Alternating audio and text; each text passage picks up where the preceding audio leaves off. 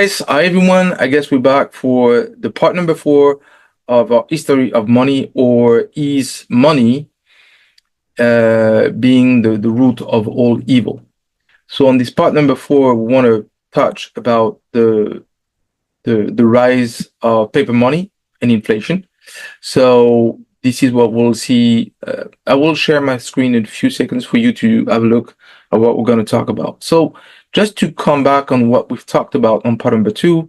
On part number 2, we could see the expansion or the complexity of human civilization growing. So naturally, you needed a way to exchange goods and to address some issues of transporting goods, and then also to address the something to facilitate the exchange between the human communities. Could be between villages, between within a country, within a growing empire, or over long distances.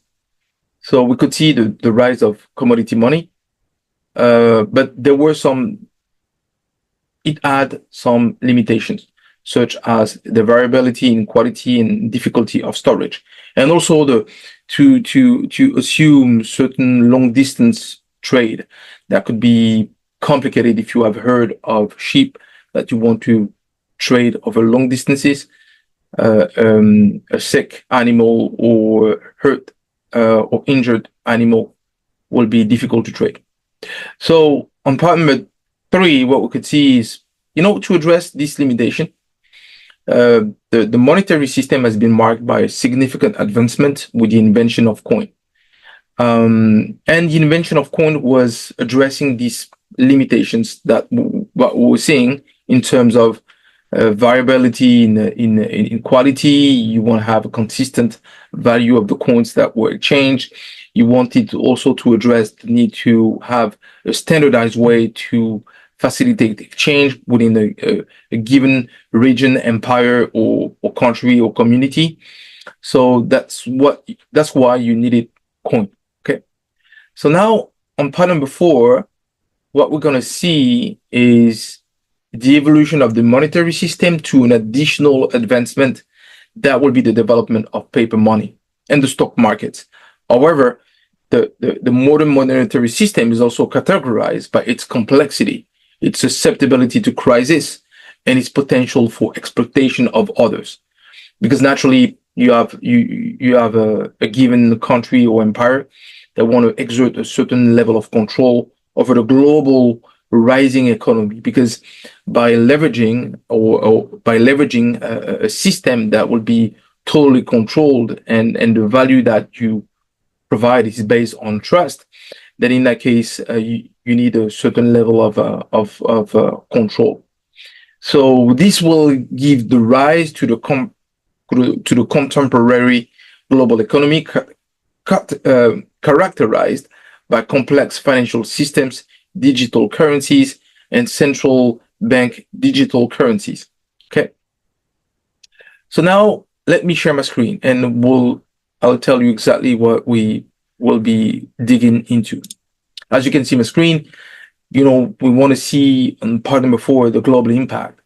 We want to approach the development of paper money, the challenges of maintaining its value, and the risk associated with inflation and the increasing human corruption. So now, ladies and gentlemen, let's today embark on a journey throughout time to explore one of the humanity's most transformative, innovation, paper money. The simple idea is actually born from a convenient need, would go on reshaping the economies, topple empires, and fundamentally alter the course of human history. Because now you don't need precious metals, because in the past with coin you needed to have precious metals such as silver and gold to make coin. But now with paper money you don't need such a thing.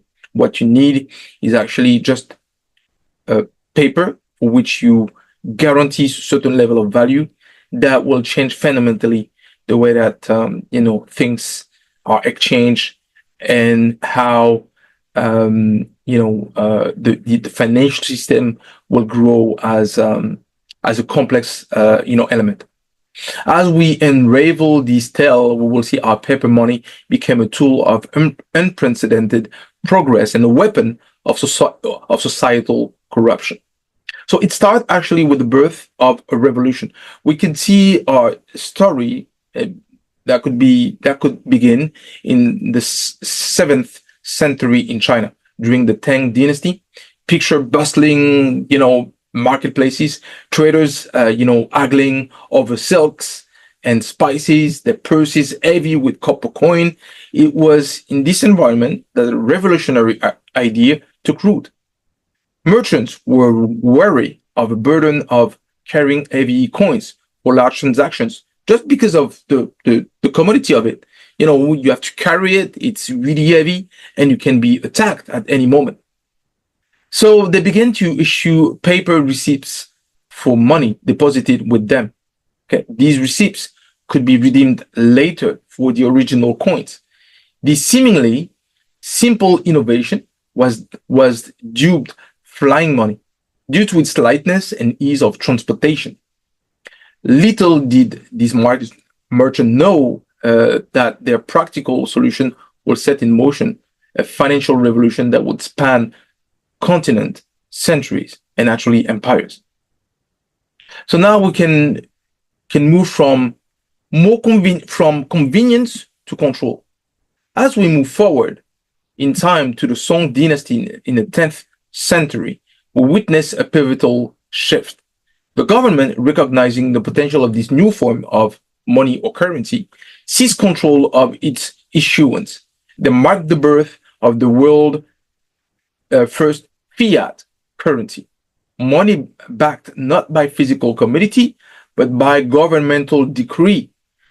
This power to create money out of thin air gradually across the globe. Traders and explorers like Marco Polo brought tales of this magical paper gold back to Europe, planting the seeds of a financial transformation that would take centuries to fully bloom. Okay. Now it is as well a double-edged sword. By the time we reach the Renaissance and the age of exploration, paper money has become already a global phenomenon. Its impact is profound and far-reaching. On one end, it's fueling unprecedented economic growth and trade in all directions, between empires, also between countries, between regions. Transactions were once impossible due to the physical limitation of commodity money or coins, are now commonplace because of paper money. Even the Templars, the famous Christian knights that were operating between Europe and the Middle East, they were establishing also the way that transfer could be done due to the use of issuing a paper that would recognize a debt. So you were giving them money, for example, in Europe, and you could receive that money in coin on the other side of the Middle East. So that was also the way to issue some kind of a cable or transfer, leveraging paper. Empires expand, cities flourish, and wealth accumulates at a pace never seen before in human history. But with this progress comes a dark side. The paper money became a tool of manipulation and control. Governments and financial institutions find themselves in a new kind of power, the ability to influence entire economies through the control of the money supply. This power, like all powers, proves corruptible. Now we can even say this is the four horsemen of financial apocalypse. As we delve deeper into the era of paper money, we encounter four major forces that shape its impact on society. First, there's inflation, the silent thief of wealth. The government, tempted by the ease of printing money, often succumb to the allure of creating more currency than the economy can support. This leads to the erosion of savings and the devastation of the middle class, as seen in extreme cases like the Weimar Republic in 1920s. in Germany. Second, we can see an unprecedented concentration of power. Those who control the money supply, for example, the government, central banks, and private institutions wield enormous influence over the lives of ordinary citizens, as we can see right now. The situation that we see, for example, of the U.S. debt and the situation of the middle class around the world is a reminiscence of that. This power often operates in the shadows, shaping policies and economies with very little of public oversight. Third, paper money opens up new avenues for speculation and fraud. Financial instruments become increasingly complex, allowing for manipulation on a grand scale. From the Dutch tulip, mania to modern day financial crisis, we see how paper money systems can create bubbles that when they burst, they leave economy devastated in their wake. Lastly, we witness a dramatic acceleration of wealth inequality. The ability to accumulate and leverage paper wealth create opportunities for the rich to become exponentially richer, often at the expense of the poor and middle class. This growing divide fuels social unrest, and political instability. Now, we can talk about the global takeover. By the 19th and 20th centuries, paper money has become the global standard. We see the rise of central banks, complex monetary policies, and an intricate web of global economic interdependence. So what's happening, for example, in US have an impact on Europe. What's happening in Europe has an impact on Asia and Africa and so forth. The global standard comes and goes, leaving us in a world where the value of money is based almost entirely on trust and no physical commodities, and also on economic output. This era brings both tremendous economic growth and catastrophic financial crisis. The power to control the money supply becomes a crucial tool in international relations and warfare, fundamentally altering the nature of global conflicts, as we see, throughout the 20th centuries, and that we see even accelerating now with the wars being back in different regions. Now, the legacy, a mixed blessing. As we stand here today, looking back on this journey, we're faced with a complex legacy. Paper money solved many of the problems that plagued ancient economies and ancient civilizations. It enabled trade and economic growth on a scale our ancestors could scarcely have imagined. It funded innovations, exploration, and the rise of modern nation states. Yet, it also created new nightmares: economic instability, rampant inequality, and the potential for catastrophic financial crisis now loom over global civilization as we speak. The ease of creating money has led to unsustainable levels of debt, both public and private. This is what we see in US, in Europe, but also for private citizens. Moreover, the story of paper money isn't over. It has set the stage for our current transition into the digital financial era. Cryptocurrencies and blockchain technologies promise yet another revolution in how we conceive and use money. In conclusion, for this part of the evolution of money and paper money and what it is today, we can say in conclusion, the tale of paper money is a stark reminder of the global edge nature of human innovation. A simple idea born from the practical needs of merchants grew to reshape our entire world. It unleashed both tremendous progress and the potential for corruption and devastation on an unprecedented scale. As we face the financial challenges of the 21st century, we will do well to remember its history and our past and how we came to be where we are right now. Every financial innovation carries within it the seeds of both advancement and potential abuse. The story of paper money teaches us that vigilance, ethical consideration, and a deep understanding of the far-reaching consequences of financial systems are crucial as we continue to evolve our methods of exchange and store of value. So now, what can we say about the purely negative and destructive power of money? The power of paper. Paper money, introduced in China and later adopted globally, revolutionized finance by allowing for easier wealth accumulation and transfer. This convenience, however, came with the very dark side, as I was already touching a little bit. But now we're going to get deeper on the dark side of paper money. The ease of hoarding. Unlike physical commodities, paper money could be easily stored and accumulated in large quantities, enabling unprecedented wealth concentration. Manipulation of supply. Government and banks gained the ability to control money supply, often leading to inflationary practices that benefited the elite at the expense of the masses.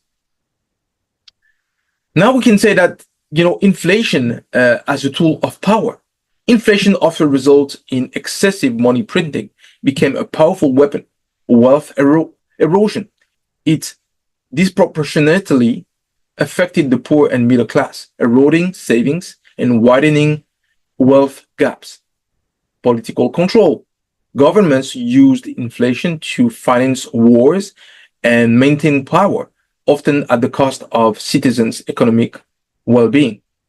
The acceleration of now we can naturally say that paper money, accelerate greediness of humans. The combination of paper money and inflation created a fertile ground for unchecked greed. Speculative bubbles. Easy money fueled speculative manias, from the Dutch tulip mania to modern financial crisis, enriching a few while devastating many.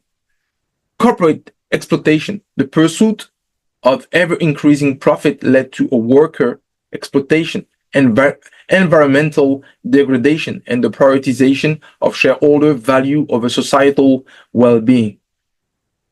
Now we can even say the political corruption and violence. The concentration of wealth enabled by paper money systems often led to political corruption, lobbying, and influence. Wealthy individuals and corporations gain outsized influence over political processes, skewing policies in their favor. Then we can even say funding conflict. Easy money facilitated the financing of wars and conflict, often for economic gain rather than ideological reasons. Societal destruction. The cumulative effect of these factors have had profound impact on human society. Erosion of trust. As wealth disparities grew and financial systems became more opaque, public trust in institutions declined. Social unrest. Economic inequalities fueled by inflationary policies and corrupt practices have led to social upheaval and revolutions throughout history. This is typically what we see in the American Revolution. It's exactly what we see in the French Revolution. Environmental degradation. The relentless pursuit of profit, facilitated by paper money system, has contributed to widespread environmental destruction. Historical example. People can say, well, you're full of S, so now we want to have example. Of course, I can give example.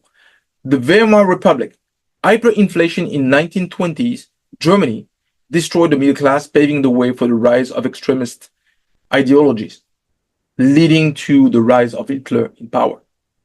The Belgian Congo, the pursuit of rubber wealth led to horrific atrocities and exploitation under King Leopold II's rule.